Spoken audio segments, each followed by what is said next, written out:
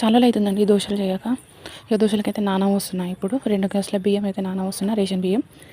అదే గ్లాస్తోని ఒక గ్లాస్ మినపప్పు, దోశడు శనగపప్పు, ఇంకా ఒక స్పూన్ మెంతులు అయితే నానబోసి ఒక 2 సార్లు మంచిగా కడుక్కోవాలి.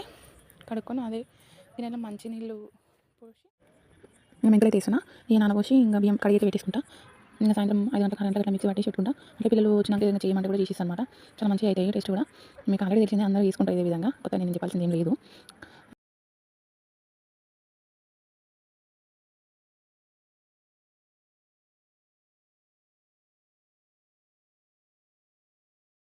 మీరు ఎట్లా వేసుకుంటారు, ఏమేమి పప్పులు వేసుకుంటారు అనేది కామెంట్ సెక్షన్లో కామెంట్ చేయండి. మిక్సీకి అయితే పట్టుకున్నా. ఇంకా చూడండి, అదే పిండి కొంచెం తీసి పెట్టినా పిల్లలకి ఏమైనా వేద్దామనేసి దోశలు అయితే ఇప్పుడు ఏం చేస్తలేను.